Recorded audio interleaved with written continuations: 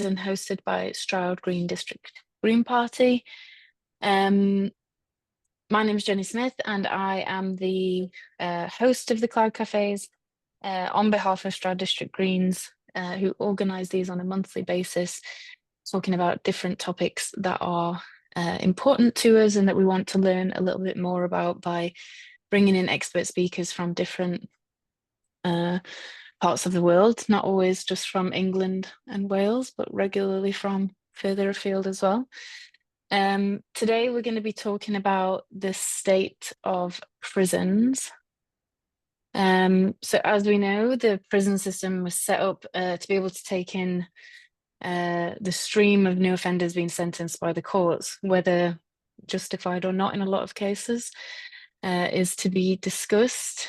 We're all aware of the different kinds of sentencing that are going on and how measured that is with regards to the different crimes that are committed by people. There's been a lot of discussion in recent months around the climate protesters and how their sentencing has been laid out by the courts.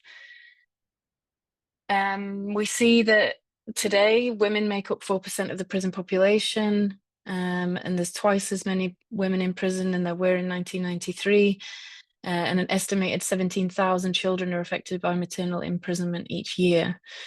Today we want to discuss a bit about who benefits from people being imprisoned. Does prison stop reoffending?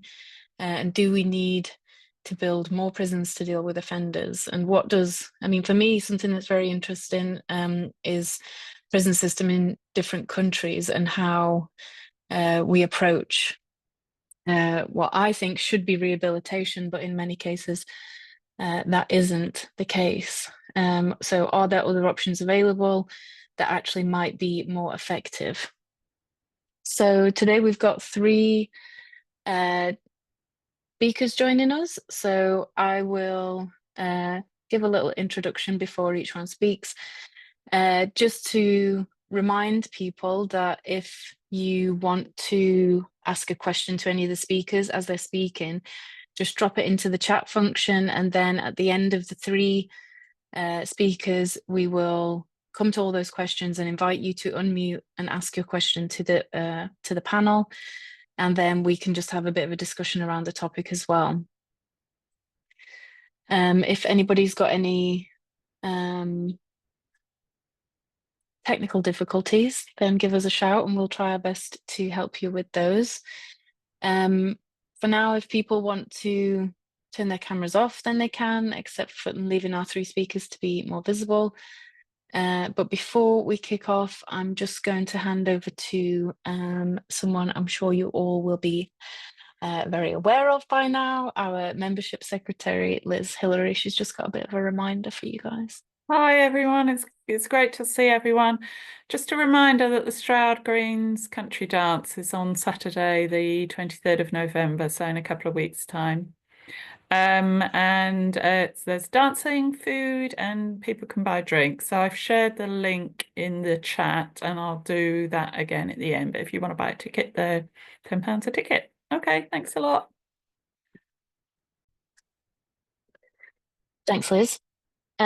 So I will introduce our first speaker, who is Craig Horrocks, who is a local, it seems, and a Stroud Town Councillor, and who has been working in rehabilitation in prisons and probation for 30 years, designing, managing and operating services in both men's and women's services. So I'll hand over to you now, Craig, and thanks for kicking us off.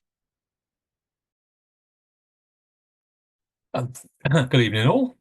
So as Jenny said, I've been working in the prison and probation system for 30 years. I've been involved in particularly mental health work, drug and alcohol work, but more recently in a whole range of rehabilitative programs.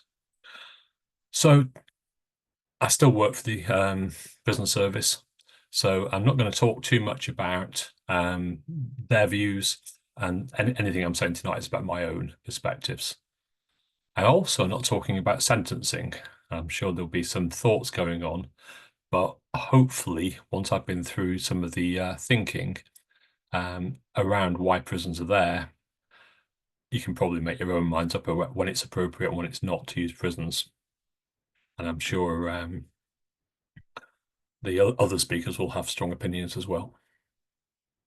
So, prison system, it's a very complicated system.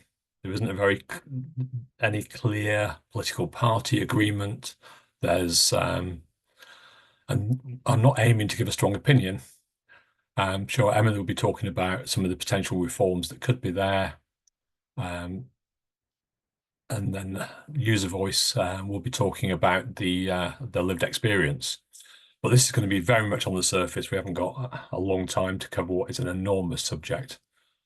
But just for a little bit of context, there are currently 82,000 men in prison, which is almost at capacity.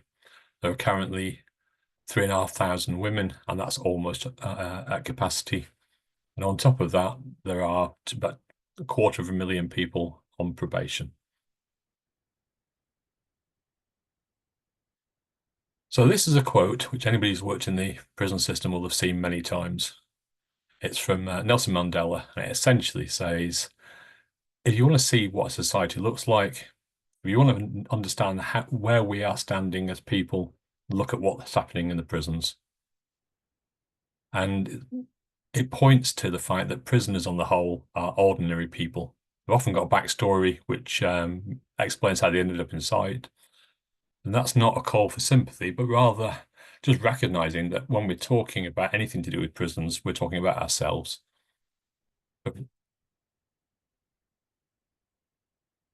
So what are prisons for?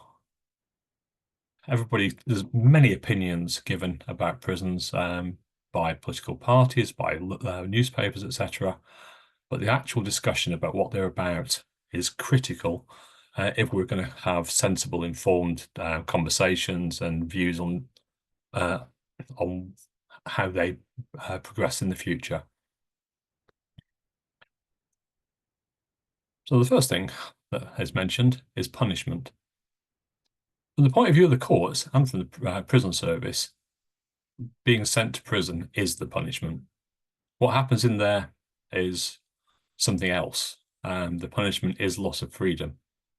However, we all know that when you read some of the daily papers, social media, that demand for punishment is front and center and is heavily influential on decision makers. So it is something which you have to weigh up why that's there and is it important. The second is deterrence, often confused with punishment, and it's the idea that the threat of custody reduces offending and reoffending. But it's important to look at the actual figures when thinking about that. So does deterrence work? Does it work for all offences? Does it work for all sets of people? Does it actually deter reoffending? Once somebody's been in prison, does it stop them going back again? And there's a hint that often no. Third one is public protection. There are people who commit offences and who are at risk of repeating offences who are actively dangerous. Keeping them off the streets may well be a good reason to have a prison situation. And we have some various prison categories which actually talk about how risky those individuals being on the streets would be. But I think it's really important to understand that there's a difference between the risk to the public and the risk of reoffending.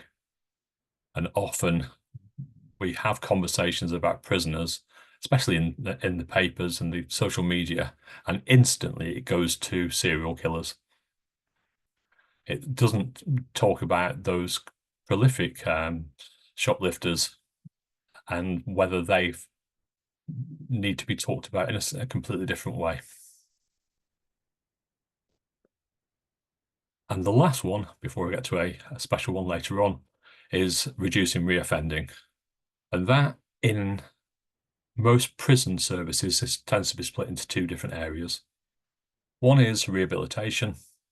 As I said, most people end up in prison against a background of a whole range of problems and issues that they've faced in their lives, and there's an opportunity to support working towards addressing some of those.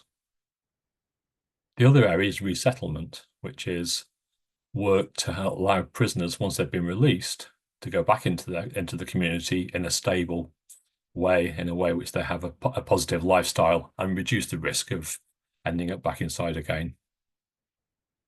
But it's worth noting that 57% of offenders sentenced to less than 12 months were proven to have reoffended within 12 months.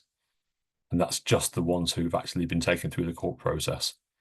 So at maximum, we're talking less than half are impacted positively, if you like, by prison experience. And actually, the reality is going to be a lot fewer than that.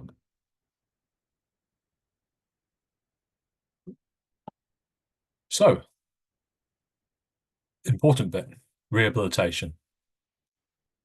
Lots of people ending up in prison have got significant mental health problems, significant physical health problems. Lots of people with drug and alcohol dependency, and particularly amongst women in prison. Some of the figures have approaching 100% from month to month in some of the prisons I'm aware of. There's a lack of education, so many prisoners have got very poor literacy and numeracy skills, which obviously gets in the way of them engaging with all sorts of stable lifestyles on the out. Industries, there's lots of need for experience in working spaces. And one of the positives that you can get from industries and people working in a prison environment is positive enforcement and achievement. Because of the way that the criminal justice system works, many people who end up in prison have heard nothing but negative criticism for their entire lives. So something positive actually works in there. There are offending behaviour programs, which are some of the things you may have seen on TV, where people are sat around in circles or they're sat around in groups, exploring some of the reasons that they committed their offending. And faith is a key part in a prison. It's a lot more than just a religious worship. That is plays quite a critical part for many prisoners in terms of association, in terms of a confidential place to have conversations. And the last is family support. And family support is both support for the families visiting, but also sometimes a parallel need. If a prisoner is inside because of, for example, drug issues, then it's important to recognise that the family themselves may also have drug issues, and the two together are both feeding each other's issues. So that's rehabilitation. Resettlement, whole range of needs. Housing, there are the issues, not just homelessness. Many people leaving prison have got nowhere to go. Many have got nowhere safe to go. And that is a critical thing. If you haven't got a place to live, the chances of you making something positive for your life is much more difficult. Employment, again, a lot of people haven't had employment experience, but even if they have, a prison record is no great advantage to getting yourself further work. Similar with training and education. They're all issues which, without support and without community involvement, are going to be obstacles and headaches for getting that healthy lifestyle beyond. Same's true with family support for health, a range of health issues. Some of the finance, budgeting, often, especially having been in prison, lots of people have large debts, they have rent arrears, they have little experience with consistent budgeting. So they're all key issues in terms of allowing people to get back into a stable lifestyle. The problem often is made 10 times worse by the fact that there's a sudden cliff edge when people leave prison. Whatever the pros and cons of the prison environment, it's relatively stable. As soon as somebody walks out the gate, then it's back into the tough real world with no clear basis for how to keep moving forward. So those are the aims. The aims are there's quite a lot of resource in prisons to try and make these things happen. Not enough. And there are good reasons why it doesn't work. So the first, and it's something we read about all the time, is overcrowding. And beyond the simple decency level of putting too many people in too small spaces, the other problem is that the resources of rehabilitation workers, of educators, etc., are strained beyond the ability to meet the needs of all the people in the prison. So suddenly, instead of getting everybody into education or work, only some are. What makes that worse is when people are not able to get into those things, they end up locked in a cell all day because there's nowhere else for them to go where there's supervision. Another issue is short sentences. If somebody's inside for a matter of weeks or months, and that can be both for the entire sentence, or it can be simply because the way the prison service is structured, local reception prisons can be a stay for people for weeks rather than months. And there was just not enough time to do anything substantial. So all you're doing when somebody goes into a very short sentence is taking them away from their supports, taking them away from work, etc., and providing very little in its place. Third, I mentioned earlier on, mental health. Prison's not set up as a mental health unit. There's lack of skills in the prisons. It's not a place where if you've got mental ill health, you're going to feel better as a result. And the ability to get people into community support is also really hard. There's 25% of people with a identified serious mental health issue in prisons have to wait for more than a month to get transferred to a community hospital, and many may wait many months. There's a complexity of prisoners with multiple issues. So a lot of prisoners have had a tough life with lots of issues going on at the same time, and they tend to fall between the cracks as they're bounced between one support agency and another. And then prison doesn't make the real world go away. So addiction, safe, secure housing, getting employment with a prison record, codependency of family, reputation damage, etc., etc., etc., is still there. And if it isn't dealt with, then it improves nobody. It doesn't reduce reoffending, doesn't improve the well-being of people themselves, and it's simply an expensive interruption. And the last, probably even worse than that, is the trauma. People who end up in prison are taken away from all their support networks. So all the things which keep them vaguely afloat have vanished. That's traumatic for many people. Some can cope with it well, others cope with it very badly indeed. And as well as the fact prisons, despite many efforts, have many drugs in there. There's lots of self-harm going on. There's also the only place to find support is amongst other prisoners. And as Katie was saying, talking later on, that can be very positive, but it can also bring risks because you are mixing with a lifestyle which may not be positive going forward. And then, said earlier on, loss of employment, loss of accommodation, loss of family support, all as a result of going to prison.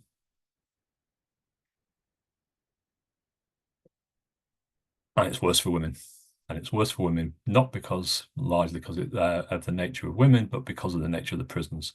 Because there are far fewer, the prisons have a much larger catchment, which means that women have to travel a lot further to go to prison. Their families have to go further. Women often have better social supports prior to prison, which are destroyed when they go to prison. They have a lot fewer visitors per prisoner than men do. There's huge levels of history of abuse for women in prison, high levels of substance misuse, and consequent self-harm, and then a whole range of issues regarding childcare, separation from children, issues regarding children in prison if they're in mothers and baby units.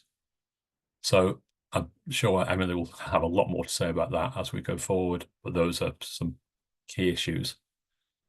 And I'm whipping through this because I know we're running short of time.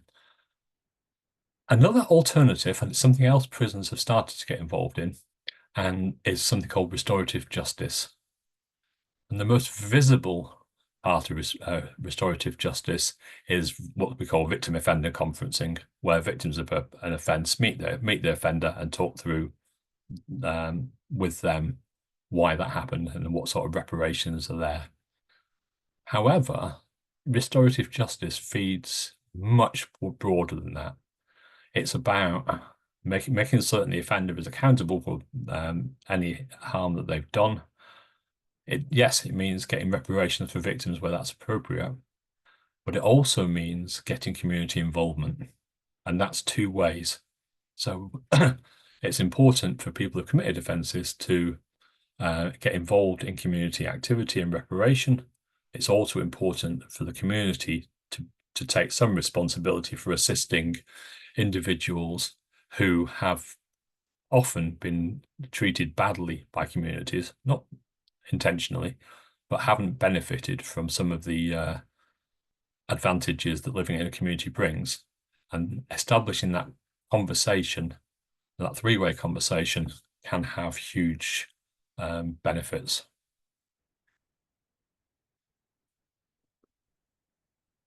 And then the last piece, some of the alternatives.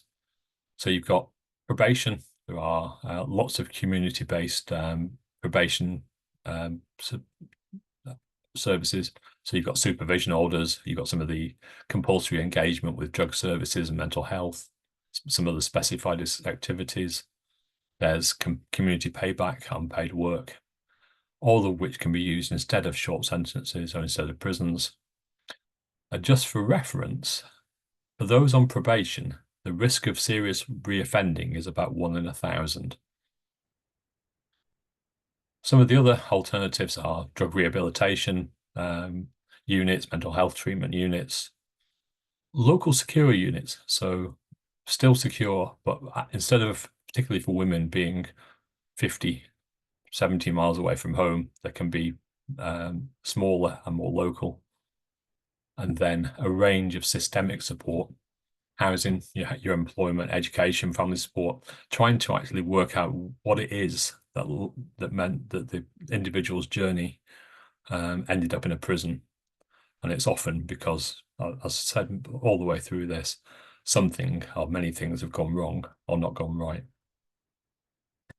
And that is a whistle-stop tour through just some of the high-level thinking that I'm sure we'll be touching on further with the other speakers.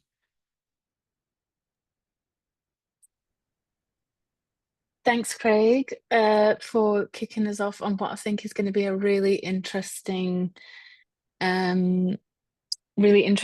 I think some of the statistics that you gave there at the beginning, especially around reoffending, were really interesting. I think some of the bits that you've highlighted around like the failures of the system, not even looking at the prison system, but like the systems that are in place to support us before anything even happens, and the failures of some of those systems like education, community. I think some of the things that you mentioned around like drug addiction and mental health, and like for me, that often is like the lack of those services that are available to people just in everyday life, and then that the prison service almost becomes like a catch-all for people who shouldn't really be there but are actually really struggling with drug addiction or misuse or mild to very, very serious mental health issues, which yeah, it seems like they definitely shouldn't be in prison, because that seems like it would be an accelerator of those things. And in fact, if there was proper funded services for mental health and things outside of prison, that's where some people should be. But yeah, very interesting very interesting what you were saying around restorative justice. And I think maybe, you know, like the breakdown of community, like you were saying, and the breakdown of those family things in general that we've seen over the last however long might also be impacting prisoners as well. Also really interesting, didn't think about that there's less prisons for women and therefore the catchment is much bigger, and how hard it must be for women to be separated from their families and support groups.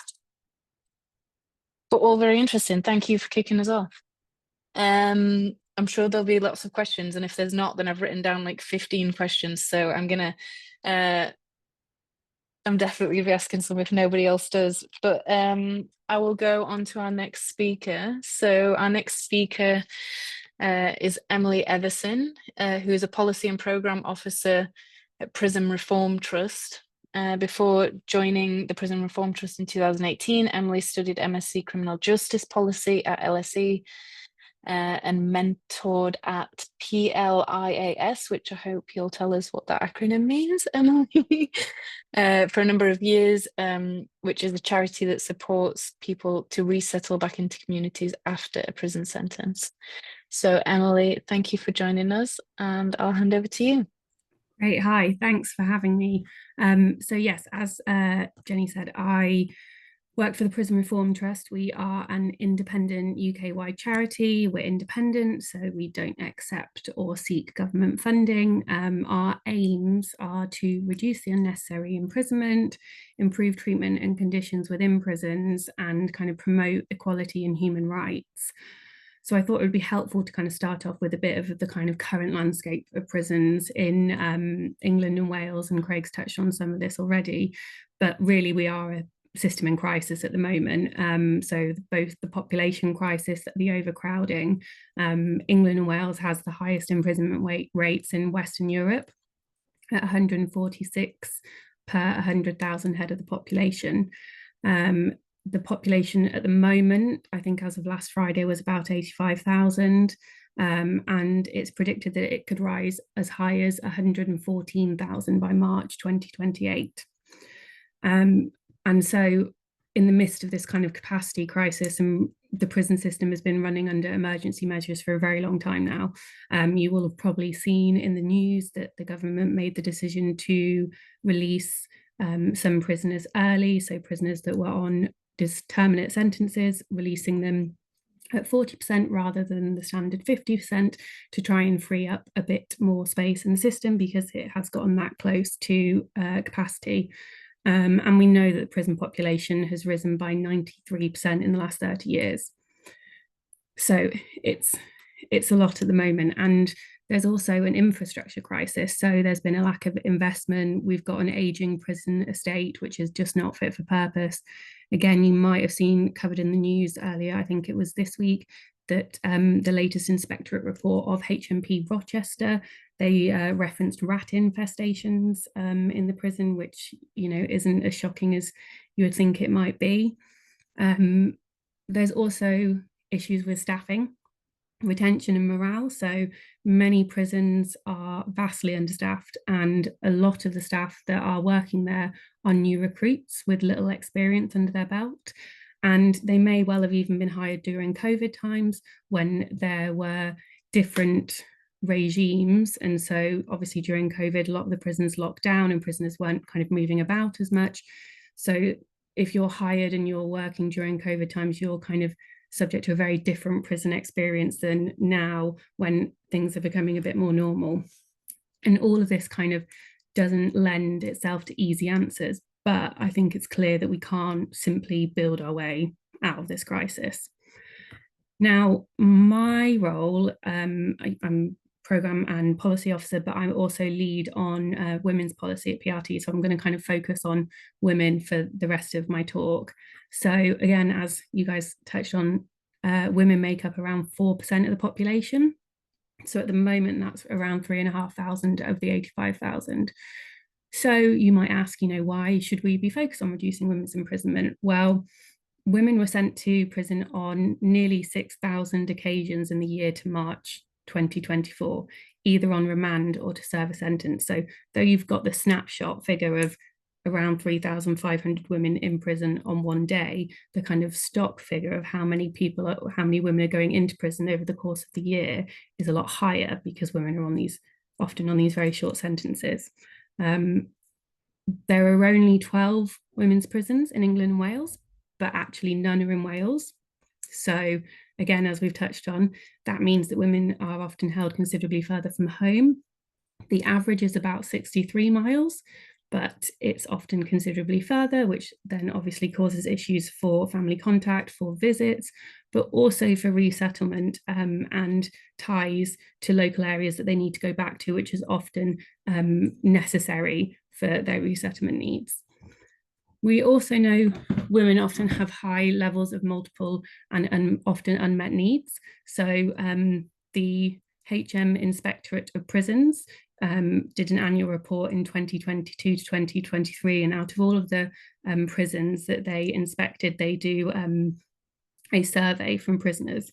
And in that survey, they found that women were more likely than men to report feeling suicidal on entry to prison, report feeling depressed on entry to prison, 69% of women versus 41% of men, and report any other kind of mental health issues on entry to prison, so 53% versus 31% of men, and also report having problems with drugs on entry to prison.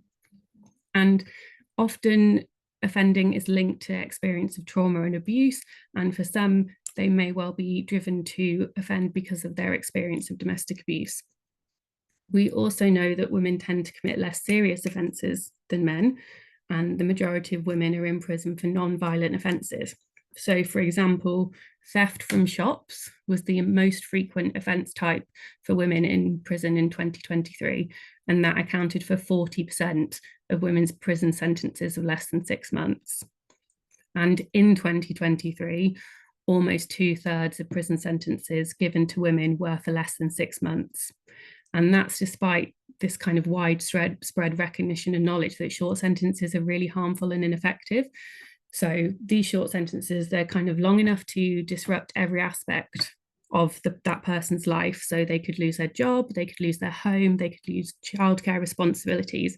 But as Craig said, it's not long enough to be involved in any kind of meaningful interventions to deal with the offending.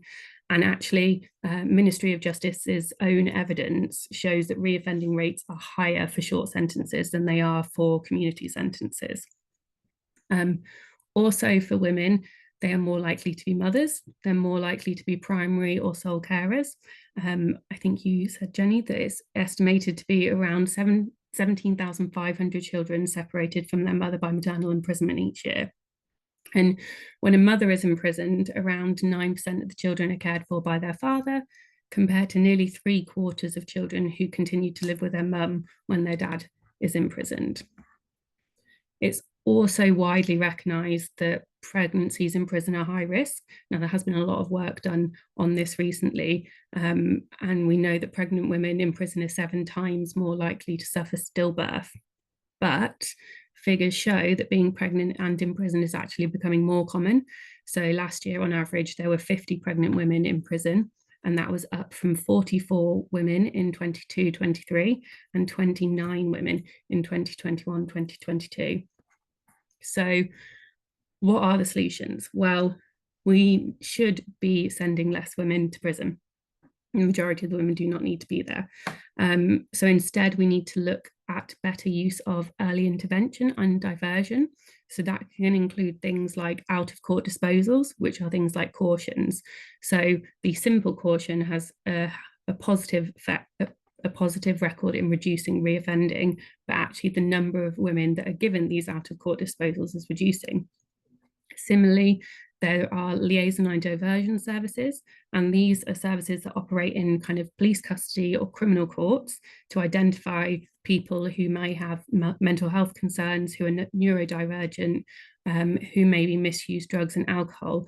And then this services helps to inform the justice proceedings and then hopefully helps to provide better outcomes. Also, we can look to things called problem-solving courts, and there are a range of kind of different problem-solving courts models being piloted across England and Wales. but these are dedicated courts which put judges at the centre of rehabilitation and offer kind of community sentences which are tailored with specific components to support better outcomes, i.e. to support some of the issues surrounding that offending. We also need to increase the use of community solutions, so more community sentences. We know community sentences for women have dropped by almost 2/3 since 2010. And that's disappointing because, as I touched on before, unlike imprisonment, community sentences allow for maintenance of family ties, jobs, childcare responsibilities, and housing. And all of those are factors which help reduce reoffending. And in the women's space, a key aspect of this is women's centres. They're a key part of the puzzle, and they can be a one-stop shop and which co-locate a range of kind of health, social care, and justice services in a safe and non-stigmatizing setting. But funding for women's centres is often short-term and inconsistent. And so we see a postcode lottery of provision across England and Wales. There are some really brilliant centres, but they can't always function long-term because they don't have the funding, unfortunately. So we know that the need for a different approach to women has been recognised for a long time. So in 2007, there was a seminal review from Baroness Corsten, which recognised the distinct needs of women in the criminal justice system. The previous government introduced its female offender strategy in 2018, which was widely welcomed by the sector, but progress has been really slow in implementing the aims of it. So the National Audit Office, the Justice Committee and others all criticised its slow implementation, and largely that was because of a lack of timetable and funding attached. And now the new government has announced a new Women's Justice Board, which will be forming with the aim of reducing the number of women in prison and with the intention of publishing a strategy in the spring. PRT will be working to influence how this is formed and the work going forward, and kind of keeping a track on the aim of reducing the number of women in prison.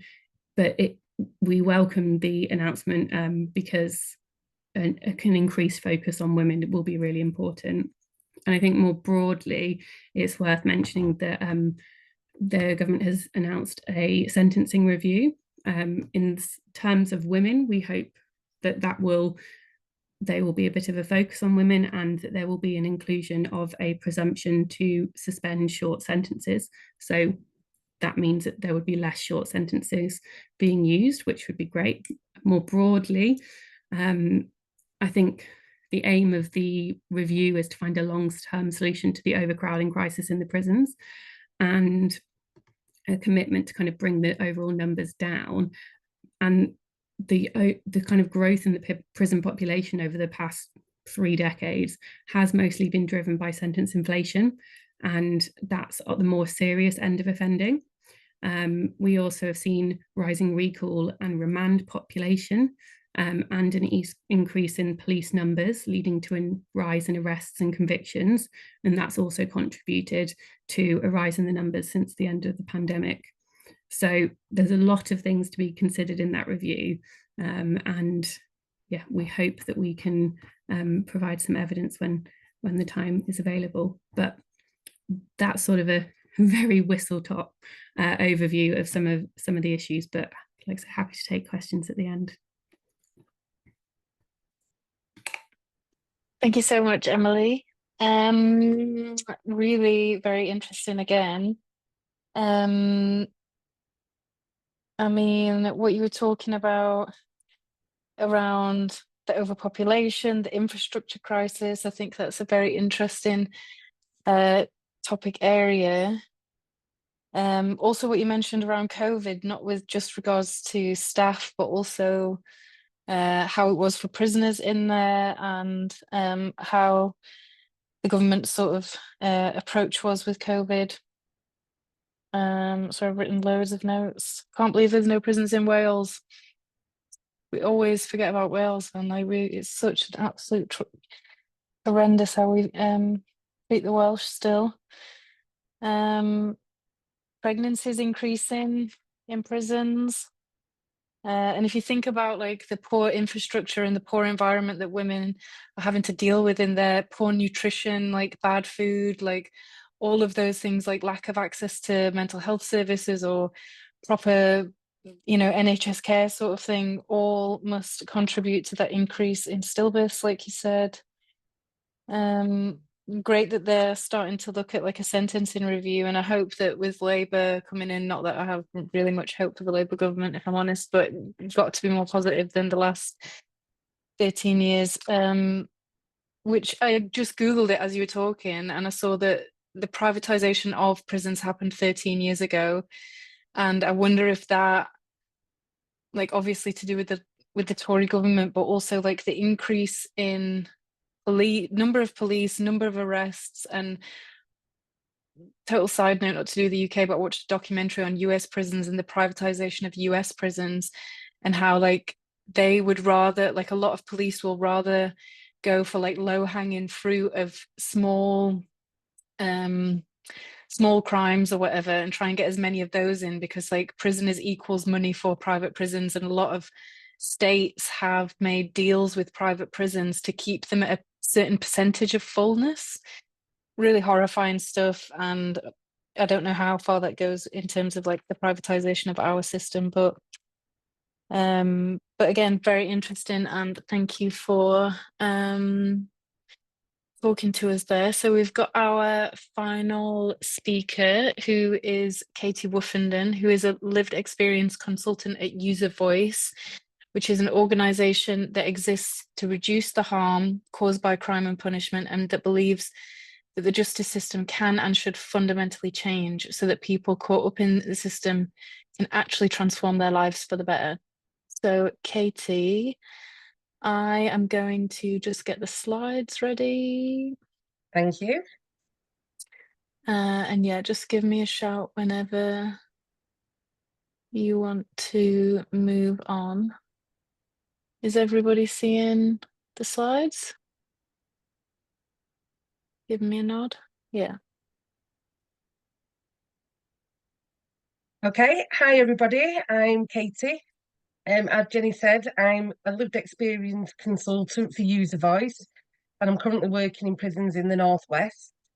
User Voice is run by, staffed by, and works with marginalised people in the criminal justice system to enable them to play an active role in creating a better system that works for everybody. 85% of our employees have criminal convictions, and we use our lived experience to improve the lives of others in the criminal justice system. We pioneered embedding lived experience into the CJS by providing the structures for service users to have an active voice in how the system operates. Through our prison councils, peer training, and research, we ensure those voices are acted on to create transformational change in the system. Next slide, please.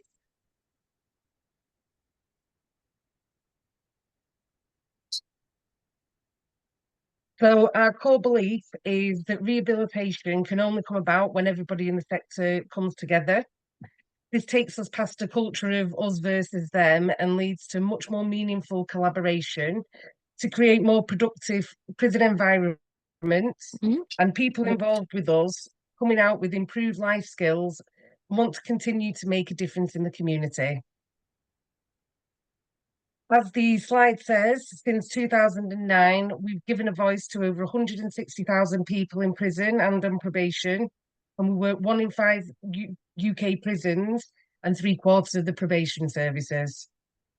In that time, we've employed over 300 people with lived experience, and it's this lived experience that sets User Voice apart. It breaks down barriers so we can have the honest and often tough conversations that need to be had. Can you move to the next slide, please? To tell you a bit more about some of the aspects of our work in prison and probation, we also do a lot of work with the NHS on patient public voice in relation to the healthcare of marginalised people in prison and on probation. And in total, we work with over 40 prisons. Our prison councils provide space for prisoners and decision makers to come together and speak together about the issues affecting both sides, which enables us to come to mutual resolutions. Our prison councils are a self-selected group of people in prisons or on probation who meet with prison staff on a regular basis, which includes the governors on a regular basis to come up together with solutions. The solutions are then developed by service users by engaging with their peers. They're then presented to prison staff, and if the solutions are accepted, the council members work with the prison to implement them. All our solutions are democratic and issue-based. They improve communications between both the service user and prison staff, as well as providing better training and education opportunities. Next slide, please. So next are a few quotes on what our service users get out of being on our councils. We speak about increased confidence and hope for the future, as well as the changes the council makes, improving their lives and the lives of others. And on a personal note, I recognise some of those quotes as things that people have said to me when I've spoken to them about what they've got from being on the prison council. Take me to the next slide, please, Jenny. Next are a few quotes on what service users, from prison staff and management about our councils. They really believe in the benefit of the councils and achieve what they can achieve, and so their commitment is solid. Next slide. So yeah, one of the things the staff really get out of this is the prisoners often think up solutions that they haven't thought up themselves, despite all the management meetings, the vast wealth of experience, and that's what really brings value to the prison council. Next slide, please, Jenny. Service users who take part in our prison councils report that they're better at creating relationships and are more hopeful for the future, as well as driving major changes within prisons. For example, reductions in prison violence through working with senior staff on dealing with the inside issue of debt within prisons, which is obviously a huge issue.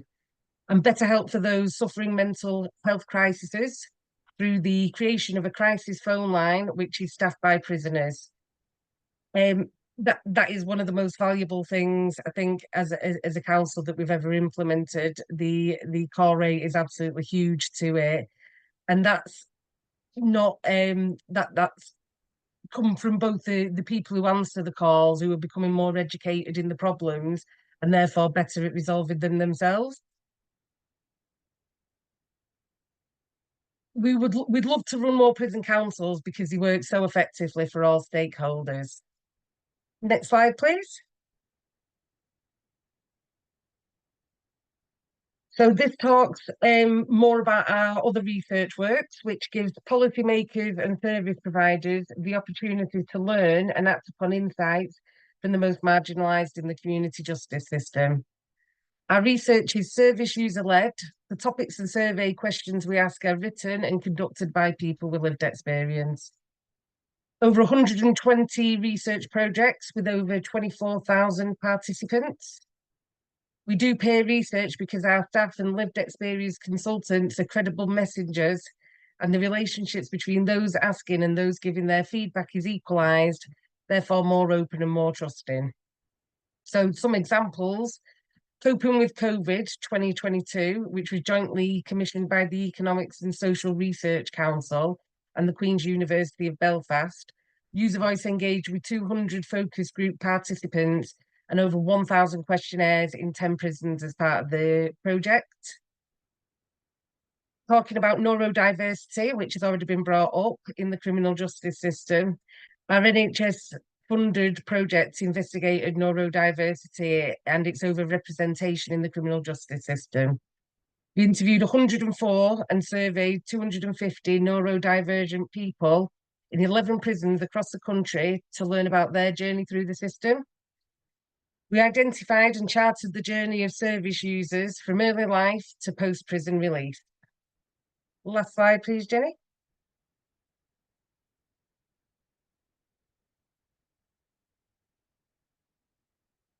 thank you so much for your time. It's been fantastic to tell you about User Voice and share just some of our work with you, and look forward to the following discussion. Thank you.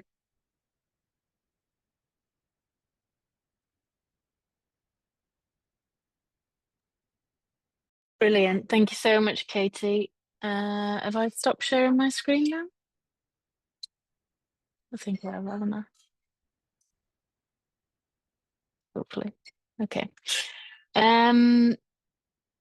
It's amazing work that you do. It sounds incredibly interesting, and I'm sure it's one of those services that if you had more funding and more resources, you would be working more magic across the country, which I think is, again, something that's absolutely needed. The prison council's work sounds amazing, and I think that, like you say, giving a voice to those people that have often felt unheard outside of being in prison, and then being in prison and you feel like actually this is the worst place in terms of not feeling heard, and then actually to give people that opportunity to share their knowledge and share their experience, and like you say, often come up with ideas that staff or policymakers or decision makers might not have even thought of themselves. Really positive. I really liked what you said about the neurodiversity thing, because I think that a lot of people who are in prison wouldn't even recognize themselves as that, and because like through education or something they've never been diagnosed with anything, and then to have someone in prison say like maybe this is something that you're dealing with as well on top of everything else, must be really must be a really beautiful thing to feel seen like that, and to start to understand your own mental health as well, and some of the reasons why you might be struggling with the things that you're struggling with. So amazing work, and Thank you. well, and also the crisis phone line, like what are, like it's probably like such an easy idea, and then no one's done it, and then someone does it and you're like, oh yeah, it's ringing off the hook, like we've got so many people needing this support. Yeah, and like I say, it's run by prisoners for prisoners, and the prison have taken the unprecedented step of it being confidential, and that and makes it trusted. yeah, absolutely, and that's when people are going to use the service over and over again, Absolutely. because they feel confident and safe in using it. So amazing. All right, I'm just going to get the chat up. I've been trying to keep an eye on it, but I know that there's some more questions that have come in. So thank you to all three of our speakers, really interesting. Like I say, I've written a million questions down, so hopefully we can get to some of mine. But before we do, I will ask the people in the chat to unmute themselves and ask their question. If anyone doesn't want to unmute themselves and ask their question, just let me know in the chat and I'll ask it on your behalf, no problem. The first one is from Rebecca Dixon Wilkes. If you want to unmute and ask your question to the panelists, and then whoever wants to come in first, just unmute yourself or give me a wave and you can start. Hi, I've actually got a fair few to be fair. So, can you explain the sentencing? Because a lot of people will think, oh, they're going to be kicking out a lot more people with more serious crimes, and I think that's the biggest fear.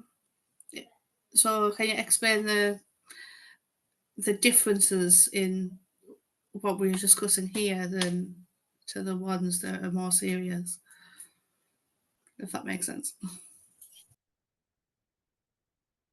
Thanks, Rebecca. Okay, Dive in Craig is again. unmuted first, so you go first, Craig. Yeah, I think it's true to say that the vast majority of people in prison wouldn't have been convicted of something which we describe as the most serious crime, so serious violent offences, sexual offences. The vast majority of people in prison are for property crimes and for sometimes with victimless crimes. So there are obviously drug related crimes, but most offences, most people in prison are not there because of violence. And as a consequence, you're creating a melting pot of people who are. If I can just repeat, because it actually Oh yeah, both there. So surely we should be looking at why people are committing these crimes, than to sending them to prison. That's the basis of this, isn't it? That's the issue. We're not actually looking at what's causing them to commit these crimes. I mean, you've got mental health, you've got financial situations, that you kind of closing the gate when the horse is bolted. We should be focused on what's causing the crimes, not punishing people because they are desperate. So I'm guessing quite a lot of them have done it out of desperation.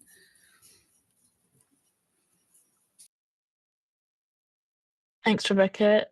If we go to Katie first and then to Emily. Yeah, Rebecca, I totally agree with you. And I think I've said recently I've been participating in a blog, and I think when we look at the reasons that people commit crime, they're so vast and complex. And I was asked about my opinion on the justice system, which I stated, I think at the moment the justice system is broken. I believe there are a lot more systems that come before the justice system. You know, the education system comes before the justice system. The care system comes before the justice system. Social services, and I think that to really look at what you're saying, which absolutely should be done 100%, I think it's those systems that we need to look at. But in synergy with that, we need to also look at fixing the prison systems, because like that's where we're at. Those people, it's too late to fix their education, and it's too late to solve the care problem for somebody who left care 3 years ago. So that is that I like I say, totally agree with you. And I think there's a wealth of systems in the country that need looking at and, fixing. Thanks, Katie. Emily?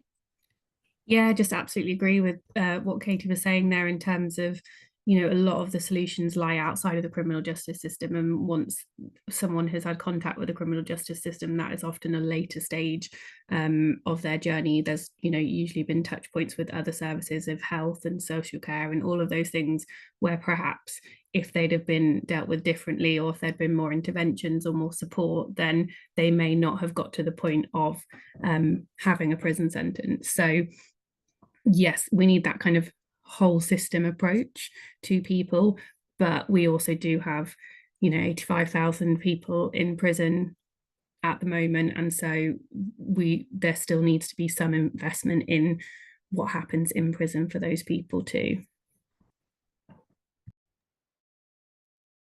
Thanks, everyone. Thanks, Rebecca, for your questions. I'll go to the next question in the chat, which is from Peter Carter. Peter, if you want to unmute and ask your question. Right.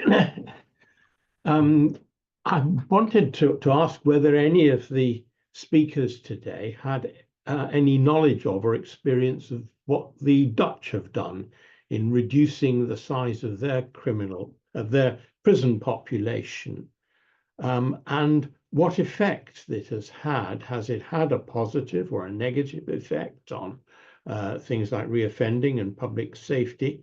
And what's the public perception in the Netherlands of what has happened?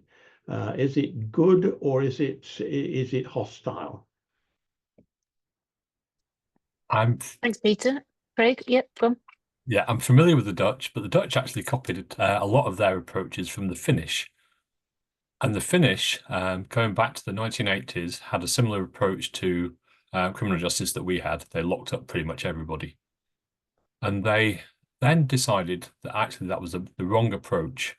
They created a prison system which was only focused on those that were people which were an active danger to society.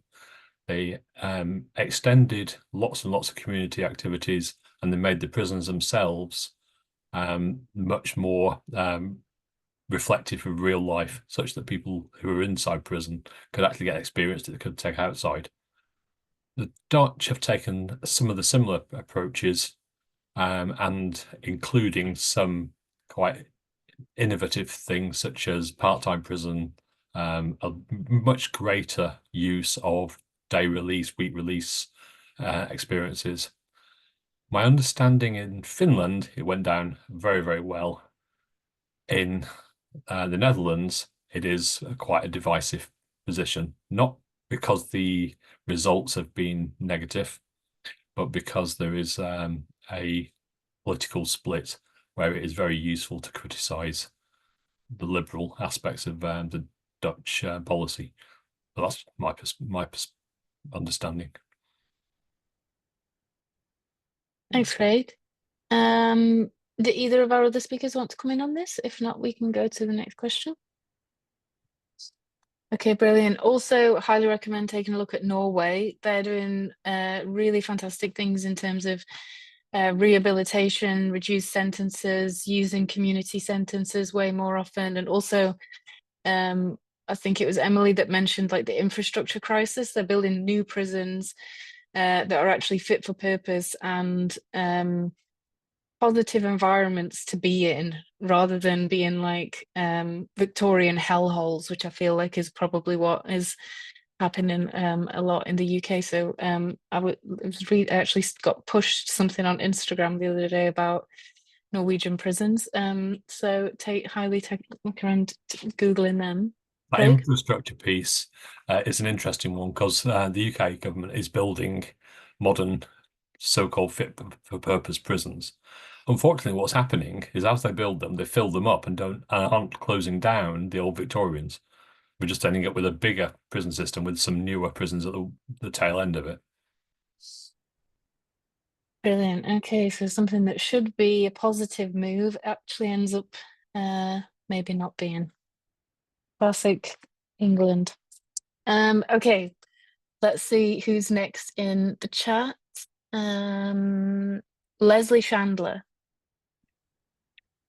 Yes, hello. This was really a question for Craig, because I think he mentioned it earlier on about probation. And one statistic there said that 1 in 1,000 reoffend when on probation. Is that? That's serious reoffending. So that would be violent offending, that would be serious sexual offending. Yeah, there are many other lower level reoffends going on. There's been a change in approach to that, so that the where a breach of a probation order through a minor reoffending was talked through and discussed, and that person may well remain in the community, there's been a knee-jerk instant recall position in much more often than it used to be, so that a minor offence can end up somebody back in prison again. But yeah, that's a statistic was your serious offence. That was the ones which I think most people are concerned about. So if you compare that with serious offences of people who are sent to prison, is it better? It's still better. They're on probation. Obviously, when somebody's in prison, the risk of serious offences, apart from against other prisoners and staff, is taken away. But on release, you're then seeing a higher rate of reoffending from violent offenders. Yeah. Okay. Thank you. Thanks, Leslie. If either of our other speakers want to discuss or make any comments on sort of probation sentences versus going into prison sentences, then please just unmute yourselves. If not, I can move on to the next question. Okay, so the next question comes, thanks Leslie for your question, comes from John B. If you want to unmute and ask your question. Thank you. Just wanted to say thank you for running this. It's been fantastic to listen to. I came to this through Quakers in Criminal Justice, but coincidentally, I'm also a volunteer for User Voice. But I didn't know that User Voice were going to be involved today, so it's been a nice little Venn diagram overlap. My question is, I'll kind of read it just as it was as written in the chat. Who is working to change the sentiment in the media from tough on crime to a more mature, reduce the drivers of offending and reduce reoffending. And I've missed out tough on the causes of crime because I don't think that we ever got there. I think the only thing that the media and therefore politicians have been interested in is tough on crime. Brilliant question, and love a good overlap. Emily, I can see you've unmuted, so I'll let you go first. Yeah, absolutely. So, I mean, PRT in general, we do try to have some media presence. So we will be on, BBC News and various things like that, trying to talk about our advocacy. So we do attempt to kind of challenge that narrative of, tough on crime, prison works, etc. I think what is quite interesting is that David Gork, who was the Justice Secretary back in, I want to say around 2019, he tried to coin the term smart justice rather than tough justice. And he has now been appointed the chair of the sentencing review. So whether some of that will now be translated, we will have to see. I also know Bishop Rachel Treweek, who is the Bishop for Prisons, is doing a lot of work in the space to try and look at more public attitudes towards crime and public perceptions, and educating on what the drivers are, what sentences are, what sentence lengths are, all that kind of thing. So I think work is being done, but it's not easy, or and especially when you have a lot of the Daily Mail test, people are sometimes nervous about saying more sensible arguments towards the drivers offending and how prison doesn't work and all of that kind of thing. So yes, it's happening, but it's kind of slowly. Okay, thank Great. you. Thanks, Emily. Either of our other speakers want to come in on that? Yeah, I'll come in on that. I think you touched on it before, Jenny, when you said about, we've just come out of a period of where the majority of voters were in favour of building more prisons and more of a punitive point of view. And I think can only hope, looking at the current prisons minister and having worked with him myself, I believe that as we go into more of a rehabilitative culture, that media change will come with us. Maybe not the Daily Mail, as you said, but I think it's for all of us, everybody, all the charities that work with those in the justice system to prove our point of rehabilitation, and where we might not have previously had that platform to do so. As Emily just said, that platform is coming, as slow as it may be, and it's just for us to toilet it. Brilliant. Thanks, Katie. Craig has dropped off my visible faces, so I'm just making sure you're not unmuted. Great. Okay. I know I shouldn't say this, but also like the Greens want to fund services, and bottom line is, if you've got like kids who have no youth groups and they've got no mental health services and they've got no school education system that is fully funded and fully resourced, they are going to turn to other things that they shouldn't be doing. Or if their parents don't have the systems in place to support them, then they're going to struggle as well. Bottom line is, all services have been starved of resource for the last 15 years, and this is the result of that. Like there's no it's not two separate things. Like this current position that we're in now has been a political choice, and the money hasn't been put into the resources and the services that we all desperately need, and that lots of us grew I don't know how old anyone else is, but like when I was a kid, there were youth services and there were sure start services for like teenage pregnancies, and there were like all of these different things that you could lean on, whether your family had money or not, that aren't there anymore. And bottom line is, when that happens, there's going to be more people having to turn to crime. Like I think it was Rebecca said earlier about people are in desperate times right now, and so that's always going to be the case. And it's a shame that the government feels like harsh punishment for a system that they've created is the right answer. So vote green, just say. But anyway, back to the other questions and not me on my soapbox. Thanks, John. Great question. Rebecca Dixon, if you'd like to come back. Yeah, Sorry, Dixon Wilkes, sorry. it's fine. Are the figures just on adult prisons, or is it like across both youths and adults? The figures I gave were for adults, but there are other figures available.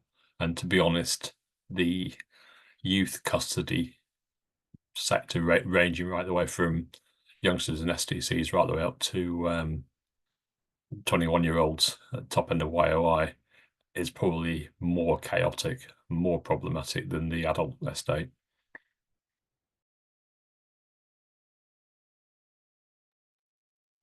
Yeah, same. The figures for me were the adult estate too.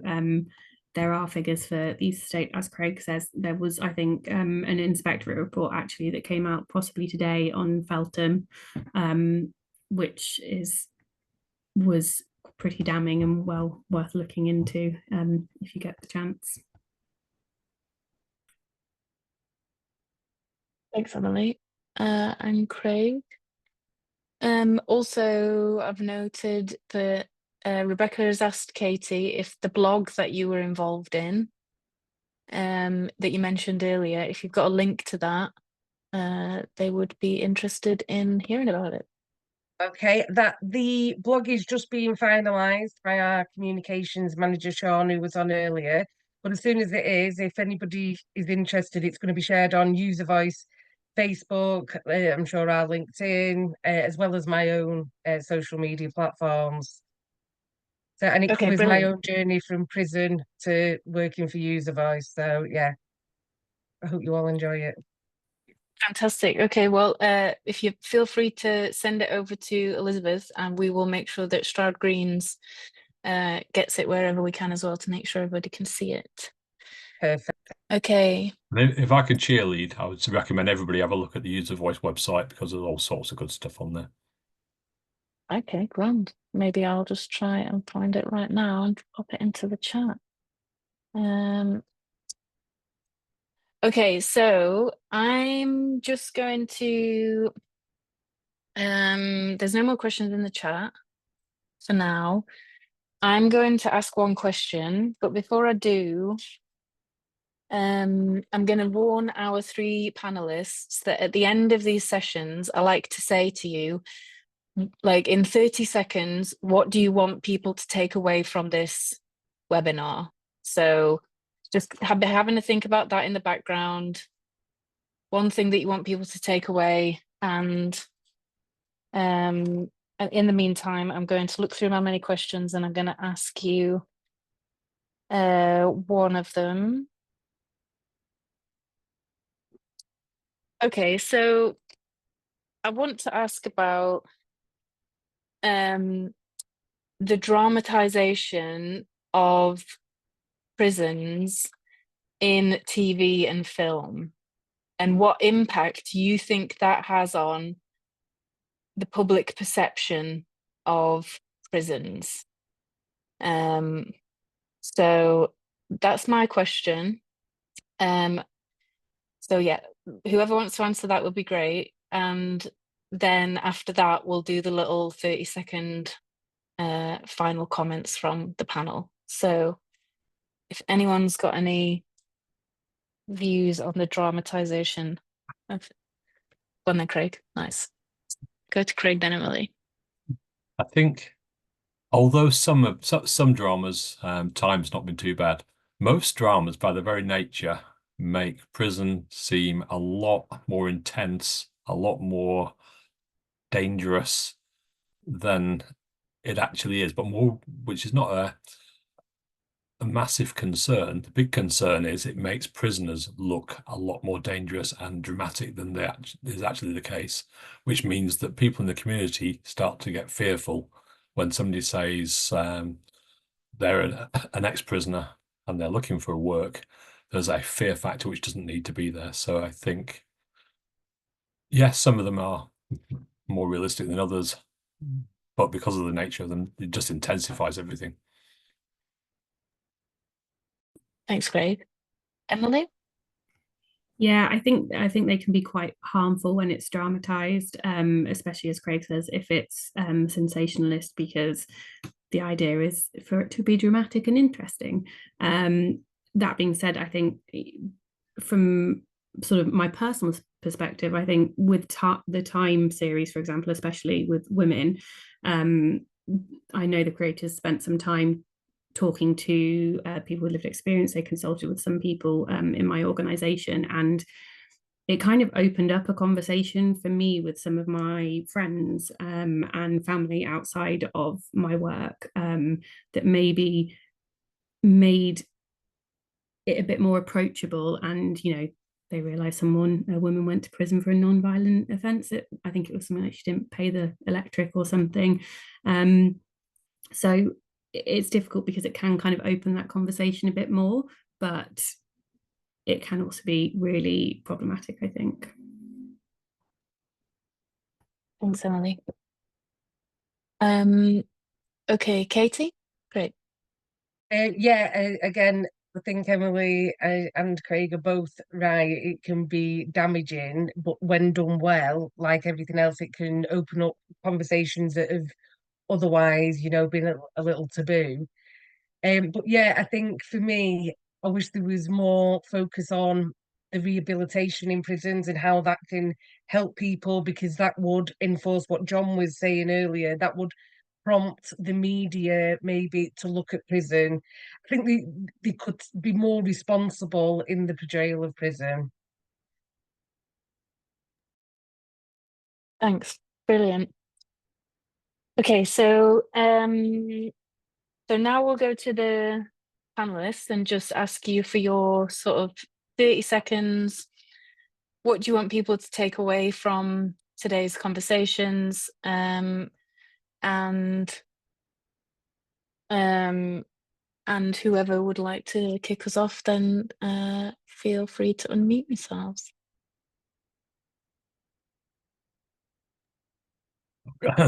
I'll dive in again.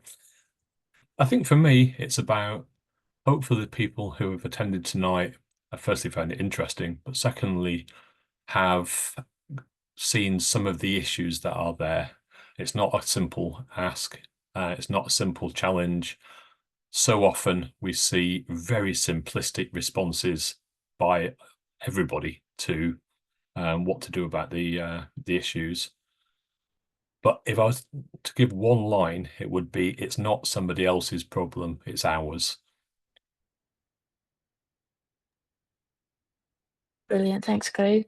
Absolutely right. Any single one of us can end up in prison at any single point for any one of the choices that we do or do not make. So, Emily, thanks. Yeah, similarly to Craig, I hope that you found it interesting, and that perhaps you've learned a bit more about the women's side of things, because I think often they're a group that are less heard. People maybe assume that there are similar numbers of women to men in prison, but that if you are curious to kind of go onto the PRT website and have a look, we've got some brilliant publications, and I'm sure Use Voice has too, and just the general kind of sector, and find out more about prisons. I'll post in the chat, we have something called the Bromley Briefings Prison Fact File, which just has loads of statistics and information about kind of prison system, sentences, all that kind of thing. So please have a look at that if you might be interested.